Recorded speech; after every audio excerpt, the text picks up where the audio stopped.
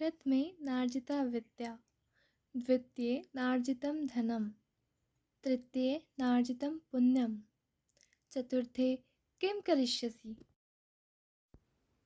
इस श्लोक का अर्थ यह है कि जिसने पहले आश्रम ब्रह्मचर्य में विद्या नहीं सीखी, दूसरे आश्रम गृहस्थ में धन नहीं कमाया और तीसरे आश्रम वानप्रस्थ में पुण्य नहीं कमाया, वह चौथे आश्रम संन्यास में क्या करेगा।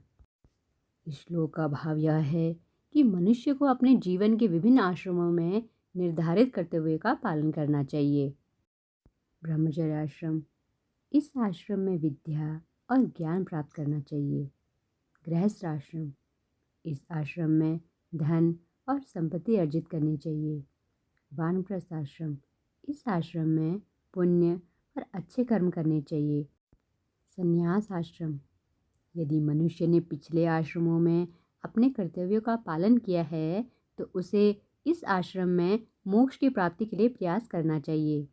यदि कोई मनुष्य अपने जीवन के इन तीनों आश्रमों में अपने कर्तव्यों का पालन नहीं करता है तो उसे चौथे आश्रम में सफलता प्राप्त करना कठिन होगा। अर्थात मनुष्य के जीवन में 4 आश्रम होते हैं: ब्रह्मचर्य, गृहस्थ, वानप्रस्थ और संन्यास।